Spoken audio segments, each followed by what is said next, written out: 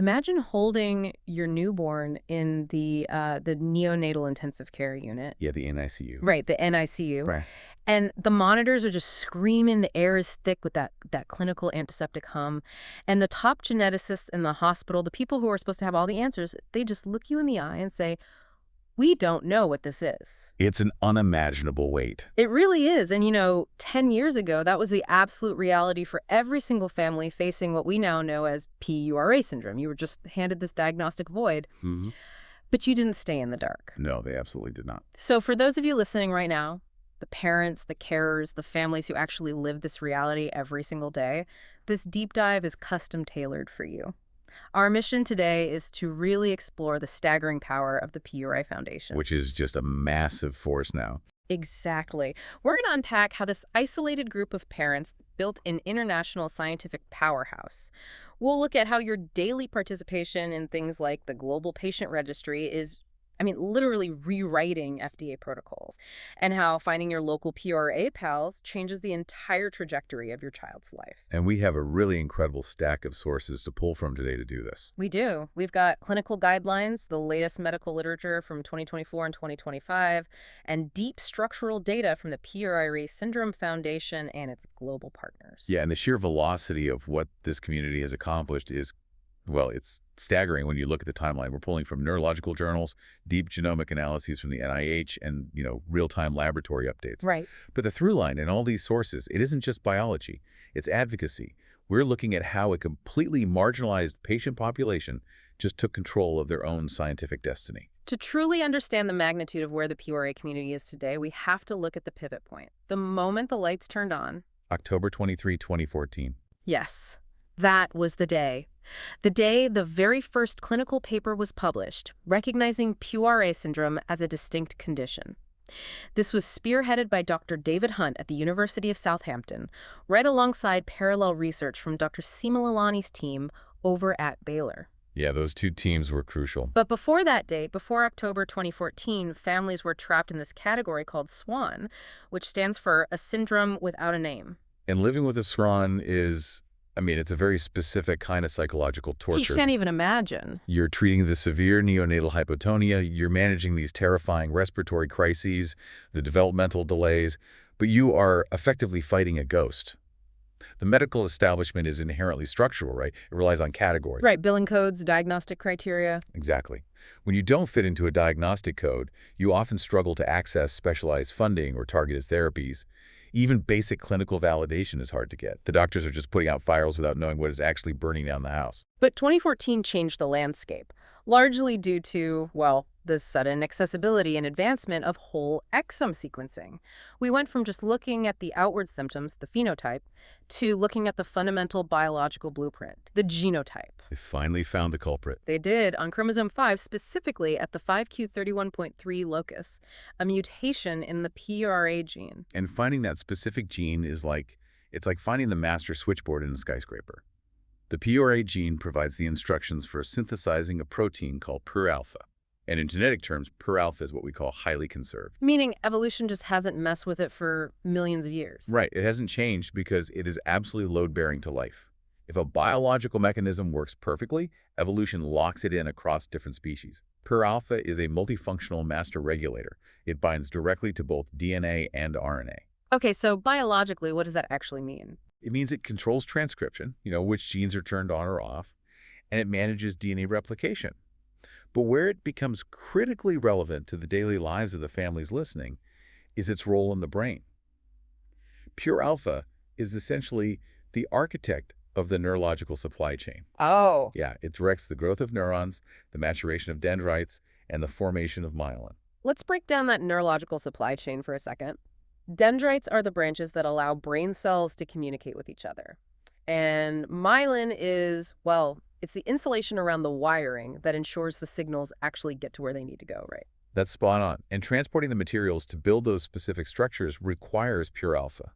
So when a child has let's call it a spelling mistake, in one of their two PURA genes, or maybe a whole section is deleted, the body only manufactures about 50% of the functional PUR-alpha protein it actually needs. So they're running on half power. Exactly. This is called haploinsufficiency. You have half the biological workforce trying to build this massive neurological infrastructure. The supply chain collapses. It does. The signals misfire. That is the molecular root of the refractory epilepsy, the central apnea, the developmental hurdles.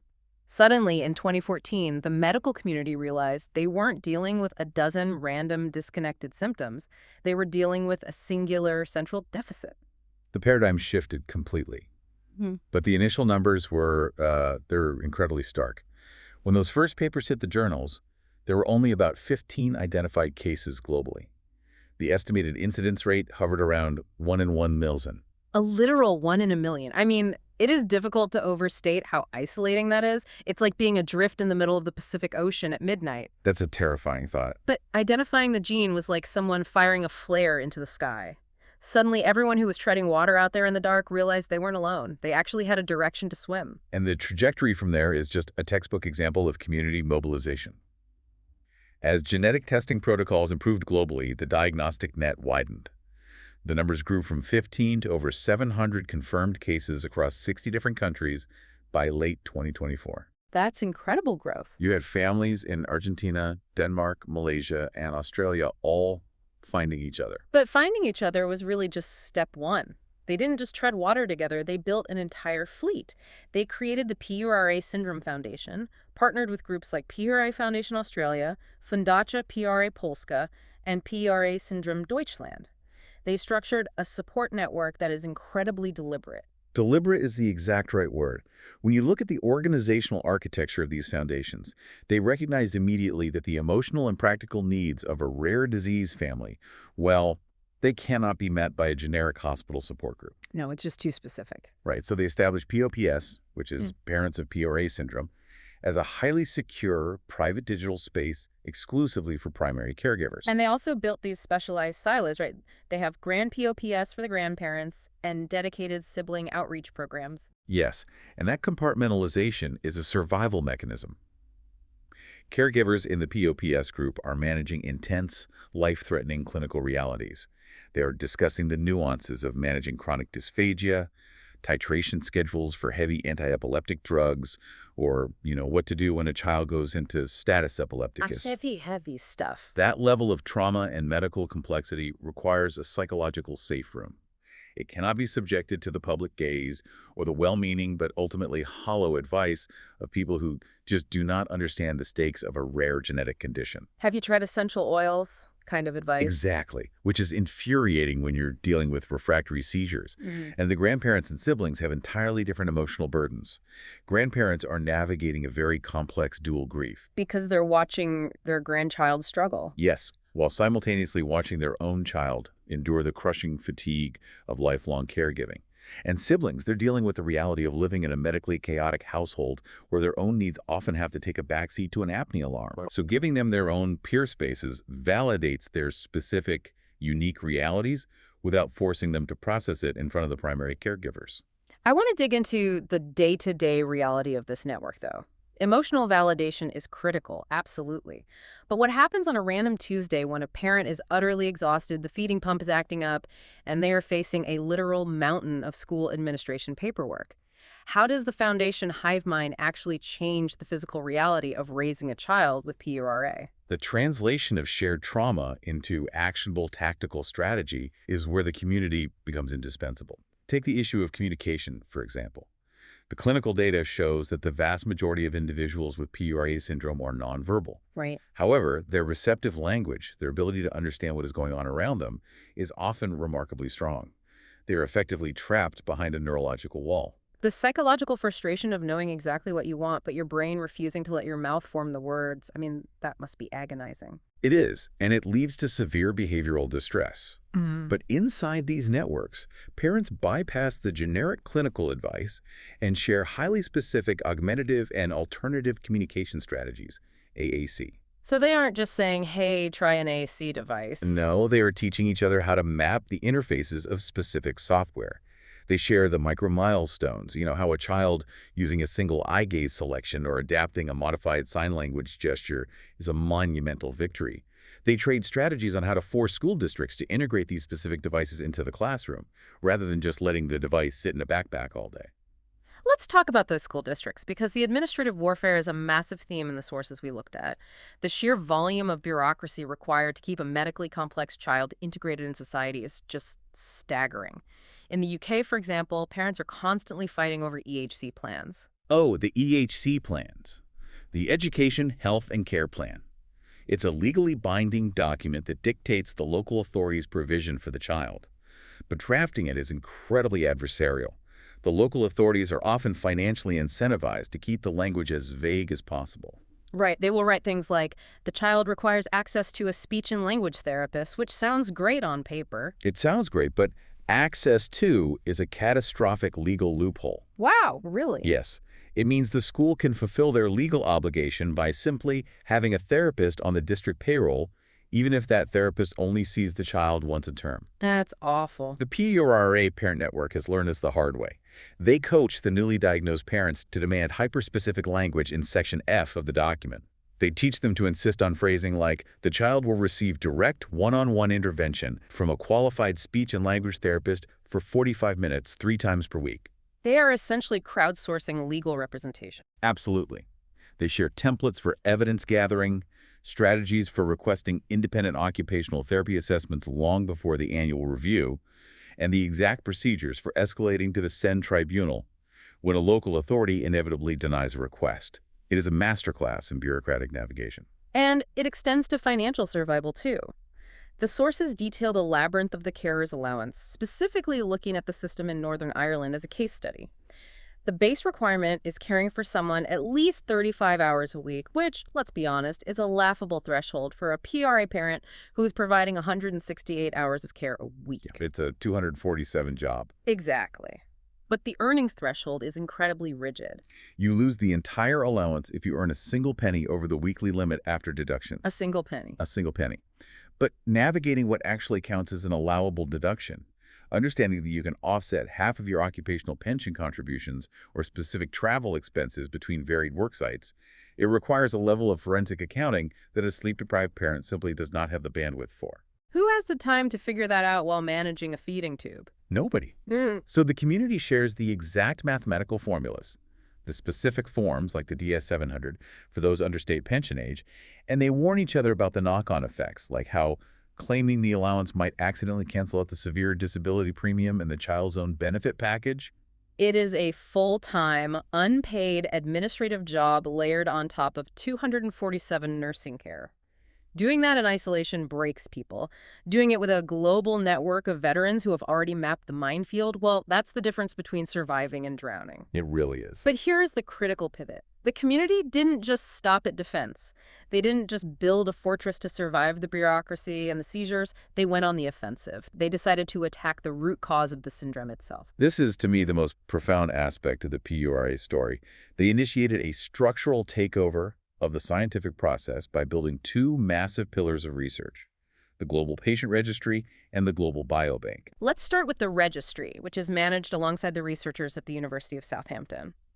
We hear the term patient registry thrown around a lot in advocacy, but in the context of an ultra-rare newly discovered disease, what does this actually look like functionally? It functions as a longitudinal natural history study. When a disease is only discovered in 2014, the global medical establishment suffers from a complete temporal blind spot. If a doctor diagnoses a 3-year-old today, they have no historical literature to consult to predict what that child's skeletal structure or neurological state will look like at age 20. Right, because there is no 30-year study to look back on. The condition basically didn't exist on paper 30 years ago. Exactly. The natural progression of the disease without intervention, which is what we call the natural history, is entirely unknown. So the registry is the real-time compilation of that data. Parents rigorously log their child's developmental regressions, the specific onset of focal versus generalized seizures, and the emergence of secondary complications. Secondary complications like the bone density issues. The data shows that scoliosis occurs in nearly half of the cases. We see frequent reports of hip dysplasia, chronically low vitamin D levels, and osteopenia. Yeah, the orthopedic issues are severe. So without the registry, a pediatric orthopedic surgeon in Ohio treats a 14-year-old for a fractured femur and just writes it off as a clumsy fall. And a doctor in Melbourne treats a spine curvature and assumes it's idiopathic. But when hundreds of those seemingly isolated data points flow into the centralized servers at Southampton, the algorithm flags the convergence. The researchers suddenly see the pattern. They connect the dots. Yes, and they can definitively state that the lack of pure alpha protein inherently compromises osteoblast function or bone remineralization. They can then issue clinical guidelines stating that every PRA patient must undergo preventative orthopedic screening and bone density scans before the fractures start happening. Think of it like a massive collective time-lapse camera. If you are standing in a forest, you can't see the trees growing.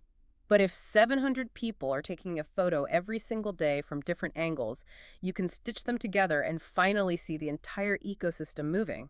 That's a brilliant way to put it. For the family who receives a diagnosis tomorrow, they don't have to wait 20 years to see what happens. The registry has already built a predictive model for them. And while the registry maps the clinical data, the second pillar, the global biobank, maps the physical biology. They aren't just logging numbers, they are hoarding the actual building blocks of the disease. So a biobank is essentially a high-tech biological library, right? It's a repository of living tissue. When a PRA patient undergoes a routine procedure, perhaps a skin biopsy, those dermal fibroblasts are shipped to the biobank. Scientists then apply specialized viral vectors to those cells to bypass the normal cellular aging process, immortalizing them. Okay, meaning those specific cells carrying that patient's exact genetic deletion or spelling mistake will just continue to divide and grow in a petri dish indefinitely. They become a permanent, living test subject. This fundamentally flips the power dynamic of medical research. Historically, research only happened if an academic institution stumbled upon a curious case, or if a pharmaceutical giant decided a disease affected enough millions of people to be profitable. The old top-down model. Right. But here, the parents have aggregated the raw biological fuel. They are handing the scientists the exact tools they need to run the experiments. You are no longer waiting for science. You are underwriting it. Which naturally leads us right to the laboratory floor. The data is logged. The cells are immortalized in the freezers. What are the geneticists actually doing with all of this? How do we get from a frozen skin cell to a cure? The translational science happening right now is breathtaking, and it is a massive, coordinated global effort. Look at the work being driven by PURA Foundation Australia. Mel Anderson, the director and chair, whose own daughter Sarah was actually part of that very first 2014 diagnostic cohort, she partnered with Professor Chris Reed at the Florey Institute in Melbourne, which is one of the premier neuroscience centers in the world. And Professor Reed's team is aggressively targeting the epilepsy component because the seizures associated with PURA are frequently catastrophic and highly resistant to standard pharmaceutical intervention. They are. And to figure out why the brain is misfiring and how to stop it, you cannot rely solely on a layer of immortalized skin cells in a dish. A cell line doesn't have a central nervous system. It doesn't experience electrical storms. It's just skin, basically. Right. You have to observe the disease in an intact, living mammalian system. You need a highly accurate animal model. And this requires engineering a mouse to actually carry the human syndrome. Exactly. And the engineering process is incredibly complex. This dovetails with the massive collaborative effort in the United States, driven by the nonprofit JAX Tomorrow in partnership with the Jackson Laboratory, or JAX. JAX is the global epicenter for mammalian genetics. In 2025, they announced the successful creation of a knockout mouse model for PURA syndrome. Let's strip away the lab jargon for a second. How do you create a knockout mouse? They utilize CRISPR-Cas9 technology. Instead of using the tired molecular scissors analogy, think of CRISPR as a highly programmable biological drone. Oh, I like that. Yeah, they program the drone with a specific sequence of guide RNA that matches the exact location of the PURA gene on the mouse chromosome. The drone flies into the nucleus of the embryonic stem cell, locates that exact coordinate, and physically cuts the DNA, disabling or knocking out one copy of the gene. So they intentionally replicate the haploinsufficiency. They force the mouse's biology to operate with only 50% of the required PURA alpha protein. They do. They then take those modified stem cells, implant them into a surrogate, and bride a lineage of mice. The crucial defining success of the JX model is that the resulting mice exhibit the severe phenotype of the human condition. They suffer from the profound motor deficits and, tragically, the fatal seizures. As agonizing as that sounds to think about, scientifically, it is the holy grail. I mean, if the mouse doesn't experience the devastating neurological collapse that the human children experience, you have no baseline. You can't test if a revolutionary new drug actually prevents the seizures if the mouse was never going to have seizures in the first place. Precisely. Now that the Florey Institute and JAX have these living models, the preclinical pipeline is wide open. They can aggressively screen existing FDA-approved anti-epileptic drugs to see if a specific, overlooked combination suppresses the electrical storms in the brain. But the ultimate target, the true horizon of this research, is gene overexpression. Let's do a deep dive into gene overexpression because this is where the science fiction becomes reality. The fundamental problem of PURA syndrome is that one of the two alleles, the copies of the gene, is broken. You only have one working factory producing 50% of the necessary protein. Right. So instead of trying to fix the broken factory, which is incredibly difficult, gene overexpression aims to hack the working factory and force it into double-time production. How is that even biologically possible? Scientists use a delivery vehicle, typically a harmless adeno-associated virus, an AAV. They hollow out the virus, removing its ability to cause illness, and pack it with specialized genetic instructions called promoters. They inject this viral vector into the central nervous system. So a virus that doesn't make you sick. Exactly. The virus infects the neurons, but instead of making the mouse sick, it drops off the promoter. This promoter binds to the single healthy PURA allele and essentially tapes the accelerator to the floor. It upregulates the gene. It forces it to produce enough pure alpha protein to compensate for the broken copy. It restores the supply chain. That is the theory they are fiercely testing right now in 2025 and 2026. The danger, and the reason they must test this exhaustively in the mouse models first, is toxicity. Biology operates on a very delicate equilibrium. What happens if you over-accelerate the gene and produce 150% of the normal pure alpha levels? Oh, that could be bad too. It could. Does that trigger a completely different cascade of neurodegeneration? They have to find the exact biological dosage. And the families are quite literally paying for the privilege of finding out. The foundations aren't just cheering from the sidelines, they are funding the laboratory hours. The sources detail the 2024 Melbourne Marathon, where Professor Chris Reed, the lead scientist, actually walked the course alongside Mel Anderson and over 90 parents, clinicians, or supporters. That's amazing. They were raising the capital specifically required to keep the lights on in the lab and the mouse models breeding. It is the absolute collapse of the wall between the pristine laboratory bench and the messy, desperate reality of the living room. And the timing of this grassroots scientific acceleration is colliding perfectly with a monumental shift in federal regulatory policy. The FDA update, yes. When I read through the sources, this piece of bureaucratic news felt like the biggest breakthrough of all. Walk us through the February 2026 FDA draft guidance. Historically, the FDA's gold standard for approving any new therapeutic is the Phase 3 clinical trial. This requires thousands of patients, randomized into double-blind cohorts where half get the drug and half get a placebo, tracked over many years to prove undeniable statistical efficacy. Which is mathematically impossible for PURA syndrome. You cannot run a 3,000-person trial when there are only 700 confirmed patients scattered across the entire planet. The traditional regulatory framework essentially sentences ultra-rare communities to wait decades, if not forever. The FDA finally acknowledged this mathematical impossibility. The February 2026 draft guidance fundamentally alters the approval pathway for customized gene editing or RNA-based treatments targeting ultra-rare diseases. This is huge. It's massive.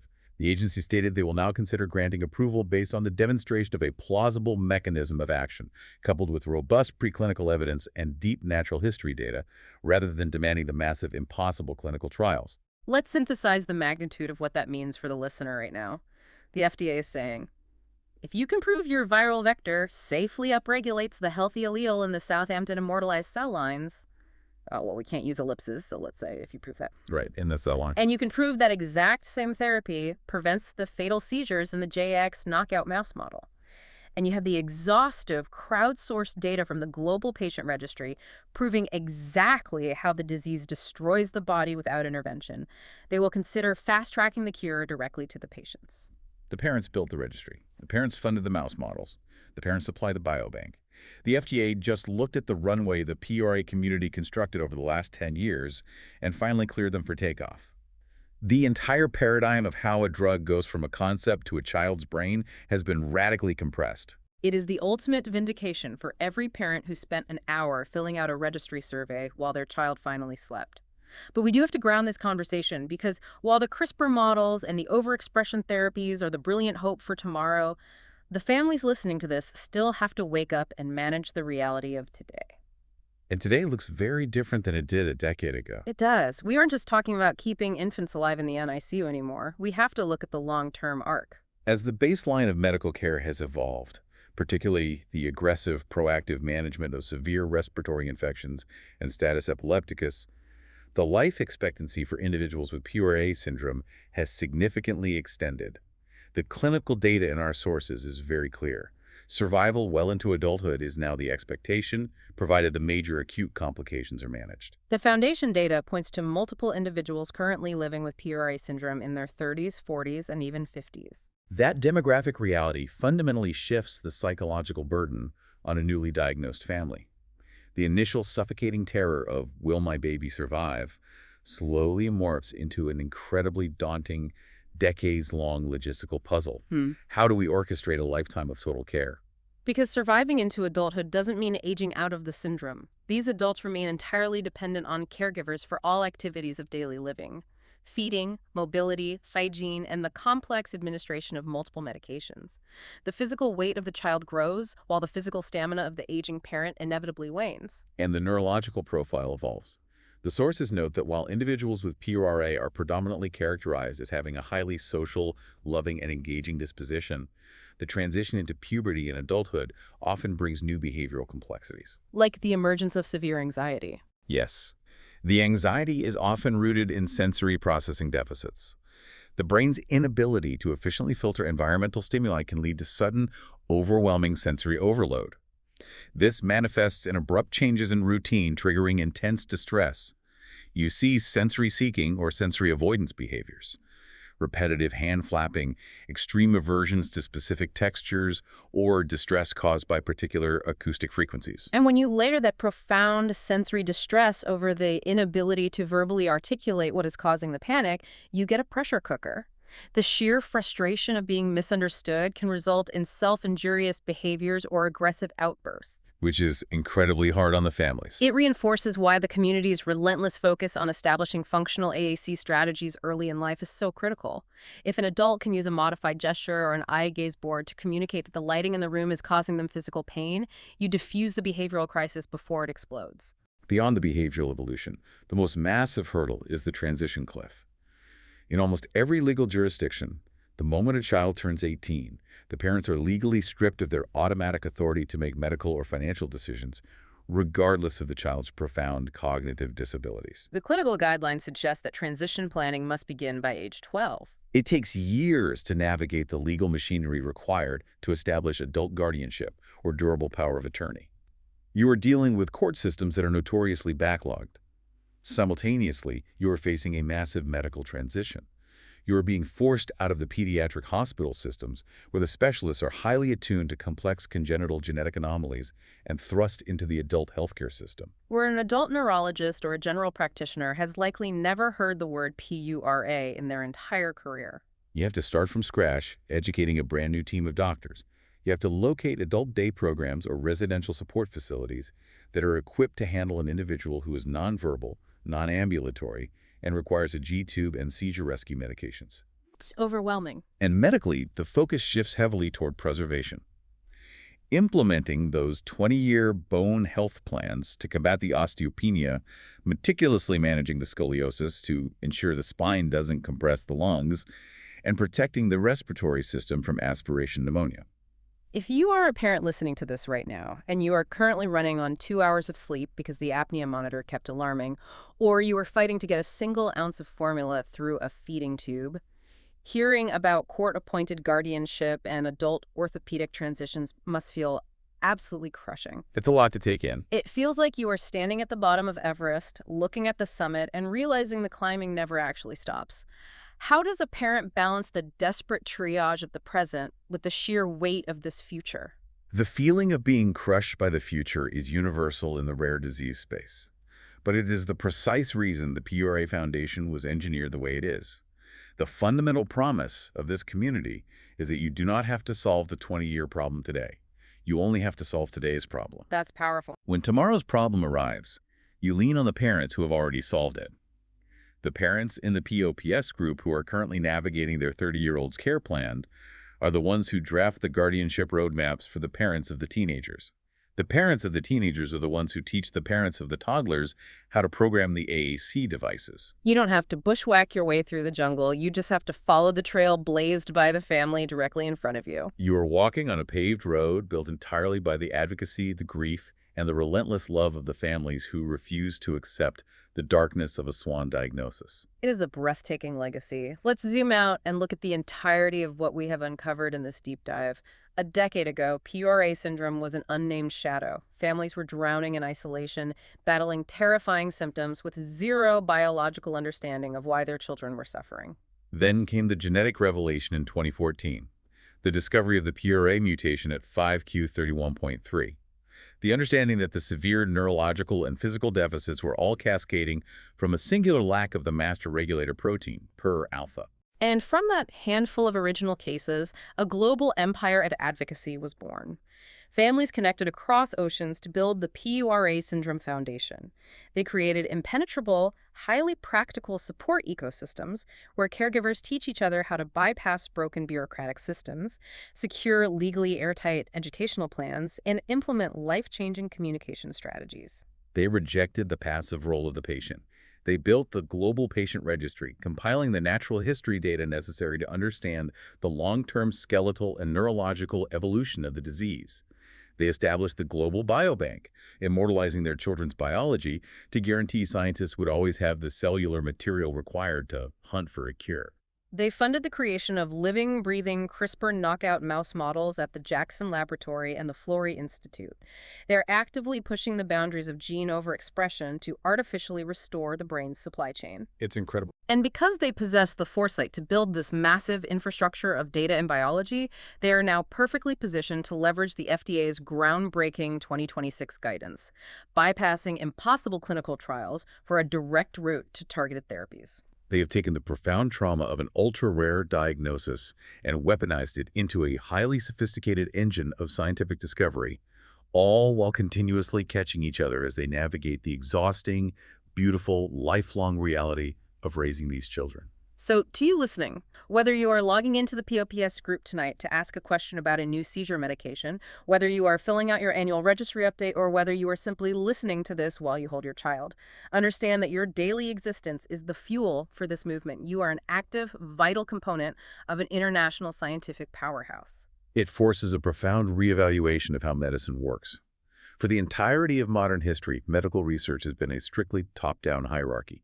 The scientists in the ivory towers observed the patients, gathered the data, and eventually handed down the treatments. The patients were merely subjects, waiting to be saved. But when you look at the structure of the PURA Syndrome Foundation, you are witnessing the complete inversion of that dynamic. If patient advocacy groups are now the ones funding the laboratories, engineering the animal models, maintaining the longitudinal registries, and ultimately forcing federal agencies to rewrite their approval guidelines, are we entering an era where the families living with rare diseases are no longer waiting for the future of genetic medicine, but are actually the ones building it? The doctors didn't have a map for you, so you drew your own. Keep swimming toward the lighthouse.